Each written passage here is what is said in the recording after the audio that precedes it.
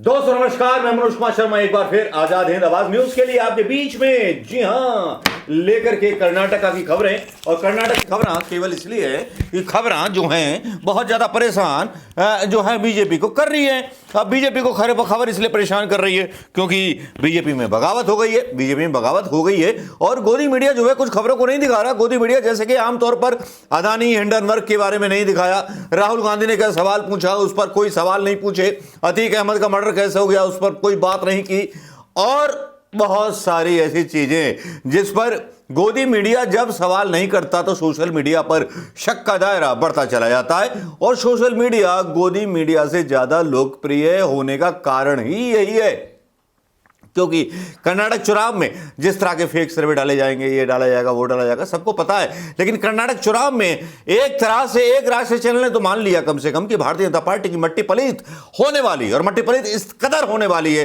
कि मोदी जी कहीं मुंह दिखाने के काबिल ना रहेंगे। मोदी जी का और अमित शाह का बाटरलू हो जाएगा कर्नाटक के चुनाव में।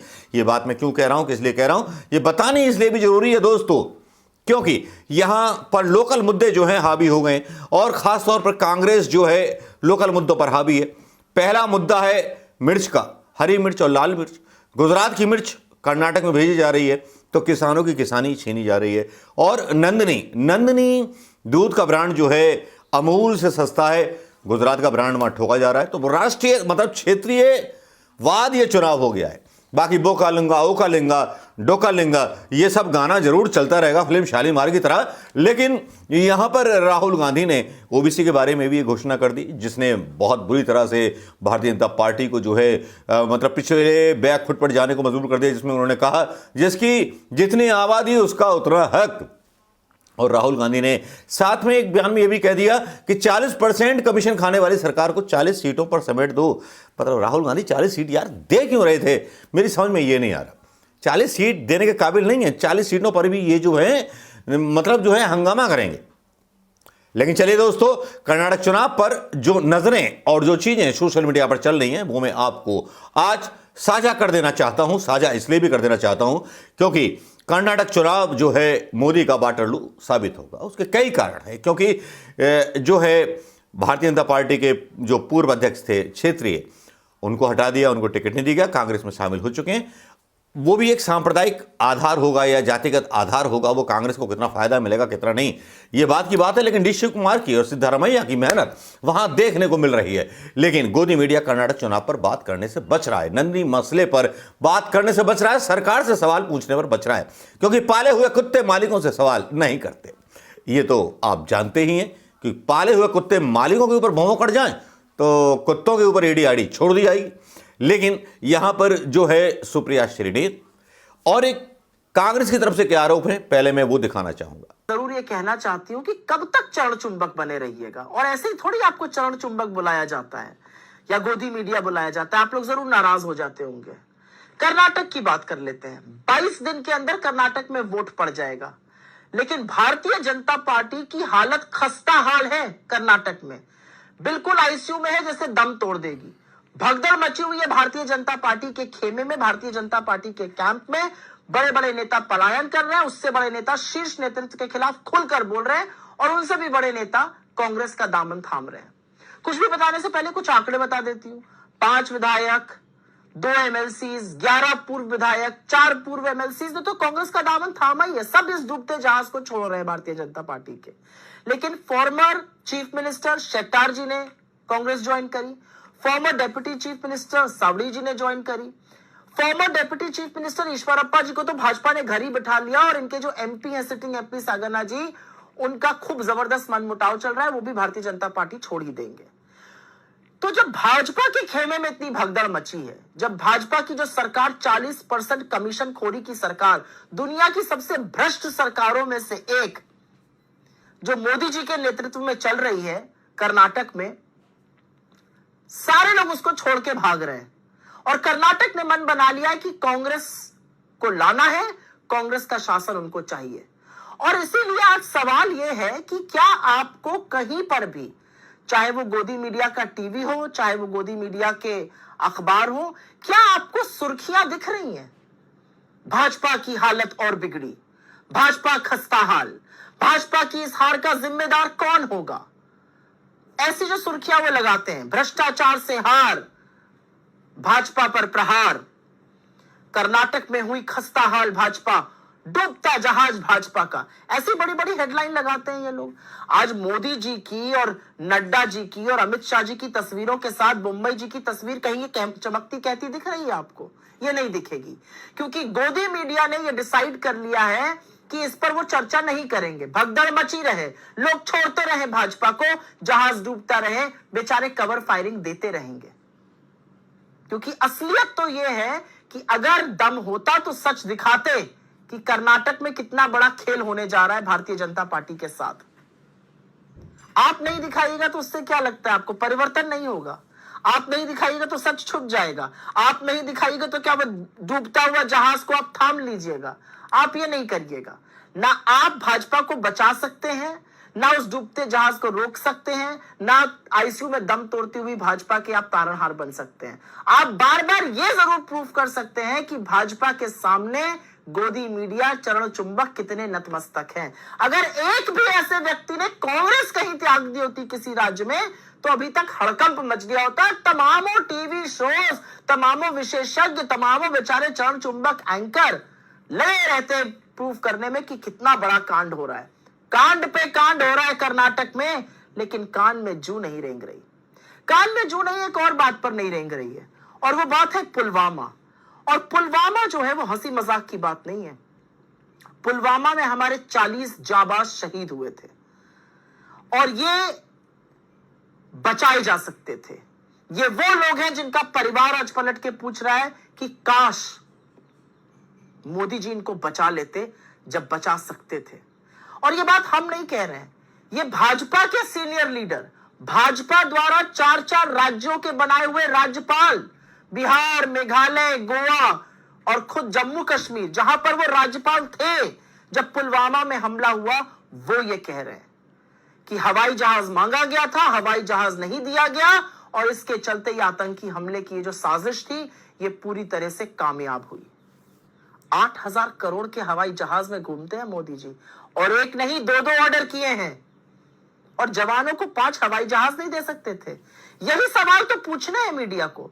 मीडिया को यही तो पूछना है कि क्या जिम्मेदारी तय होगी, कहां से 300 केजी आरडीएक्स आया, हवाई जहाज क्यों नहीं दिए गए, और मोदी जी ने राज्यपाल को क्यों कहा तुम अभी चुप रहो। लेकिन इस पर ना एक चर्चा, ना एक डिबेट शो, ना एक एडिटोरियल। और यही नहीं, सबसे बड़ी बात क्या है, सबसे बड़ी विडंबना क्या है? सबसे बड़ी विडंबना यह है कि जहां पर मीडिया को बोलना चाहिए, मीडिया ने मुंह पर टेप लगा लिया है। इन जाबाजों की जान का कोई कीमत नहीं है। मीडिया को सवाल पूछने चाहिए। कोई कांग्रेस के खिलाफ बोल दे, सारी जमात दौड़ी चली जाएगी उसका इंटरव्यू करने के लिए। आपने सत्यपाल मलिक का इंटरव्यू किसी टीवी चैनल पर, किसी अखबार पे देखा? नहीं दिखेगा। कांग्रेस के सुप्रिया श्रीनेत को आपने सुन लिया होगा, और अब सुनिए सुधीर चौधरी को न्यूज 24 की तरफ से, जो इस इलेक्शन की, कर्नाटक इलेक्शन की पूरी तस्वीर खींच करके सामने रख दे रहे हैं। इसी से अंदाजा लगा लीजिए कि अब क्या होने वाला है। सुनिए सुधीर चौधरी। नोटिस को अंजाम देते हुए अपनी सरकार बना ली। ये तो पहला वार की वजह हो गई। दूसरी वजह यह है कि केंद्र में भी भ्रष्टाचार को लेकर एक समानांतर और एक ज्यादा व्यापक लड़ाई चल रही है, सत्ता पक्ष और विपक्षी खेमे के बीच। प्रधानमंत्री कह रहे हैं, सीबीआई को भी कहा, कई बार ये बात दोहरा चुके हैं कि भ्रष्टाचारियों का हम पीछा नहीं छोड़ेंगे, भ्रष्टाचार पर वार होता रहेगा, ईडी, सीबीआई, आईटी की रेड चलती रहेंगी, किसी से घबराने की जरूरत नहीं। जांच एजेंसियों को नसीहत देते हुए पाए गए हैं प्रधानमंत्री मोदी। विपक्ष कहता है कि अडानी मामले पर जो गंभीर सवाल उठे हैं, जो मित्रता, घनिष्ठता, क्रोनी कैपिटलिज्म, जो मित्रता की बात है प्रधानमंत्री मोदी और गौतम अडानी के बीच, उस पर जो हम सवाल पूछ रहे हैं उससे ध्यान भटकाने की कोशिश है। तो उस लिहाज से भ्रष्टाचार का यह मुद्दा बीजेपी और कांग्रेस, यानी कि विपक्ष, जब मैं कांग्रेस की बात कर रहा हूं, एक लिटमस टेस्ट भी होने वाला है। यह अग्नि परीक्षा भी होगी। लेकिन इसके साथ साथ ऐसा नहीं है कि और मुद्दे नहीं हैं, और विधानसभा चुनाव होते हैं तो स्थानीय मुद्दों की भी गूंज सुनाई देती है, और उसमें जातीय समीकरण वो अहम हो जाते हैं। लिंगायत वहां पर एक बड़ा समुदाय है, 17% वोट बैंक है, फिर वोक्का लिग्गा है, अनुसूचित जाति है, कुर्बा समुदाय है। टिकटों का वितरण हो चुका है। क्या जातीय समीकरण साध पाए हैं, और कौन बेहतर साध पाया है, यह अपने आप में सवाल है। इसके अलावा ध्रुवीकरण की भी कोशिश हो रही है। टीपू सुल्तान बनाम सावरकर हिंदू मुसलमान वाला खेल भी है। बेरोजगारी महंगाई को मुद्दा बनाने की कोशिश अब करती दिख रही है कांग्रेस। लेकिन इन सब के बीच जो राष्ट्रीय मीडिया में एक मुद्दे की चर्चा नहीं हो रही है, जिसकी गूंज जमीन पर सुनाई देने लगी है कर्नाटक में, वो है किसानी का मुद्दा। और किसानी में खास दो मुद्दों पर तकरार लगातार हो रही है कर्नाटक में। एक है दूध उत्पादन को लेकर, वहां पर एक कोऑपरेटिव है कर्नाटक का ही, नंदनी दूध बिकता है, आप कर्नाटक में जाओ, स्वादिष्ट है। और एक है अमूल, उसका भी दूध स्वादिष्ट है, मैं इस बात से इनकार नहीं करूंगा, लेकिन कीमतों में बहुत फर्क है। और अब आरोप यह लगाया जा रहा है कि अमूल को, नंदनी को रिप्लेस करने के लिए फ्लड किया जा रहा है कर्नाटक में। यह विपक्षी खेमा आरोप लगा रहा है। और मिर्च पॉलिटिक्स भी हो रही है, मिर्च की राजनीति। सबसे बड़े उत्पादकों में है कर्नाटक प्रदेश मिर्च का।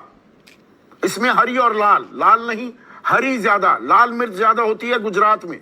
अब गुजरात से 20,000 क्विंटल मिर्च कर्नाटक में लाई गई है।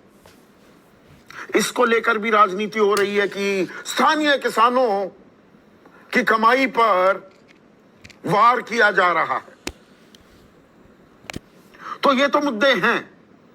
और कर्नाटक सुन लिया होगा, मोदी की तो मतलब नानी मर गई होगी, अमित शाह की नानी मर गई होगी। कोई सोशल मीडिया पर लिख रहा था कि कानून का राज था अमित शाह साहब, तो आप केवल तड़ी पार होकर बच गए। अगर ठोको का राज होता तो आप भी अतीक अहमद की तरह कहीं उल्टे पड़े हुए होते। नमस्कार, जय हिंद। कैसा लगा ये वीडियो बताइएगा जरूर, और इस पर अपने रिएक्शन दे दीजिएगा जरूर। और कर्नाटक चुनाव में आप क्या सोचते हैं दोस्तों, जीतेगा कौन? या राहुल की बाजी पलटेगा कौन? या अमित शाह की बाजी पूरी तरह से पलट चुकी है? या मोदी ने बीच में आकर के अपना चेहरा जो सामने किया है, क्या वो कर्नाटक की बेइज्जती नहीं है? कर्नाटक के भारतीय जनता पार्टी नेताओं की बेइज्जती नहीं है?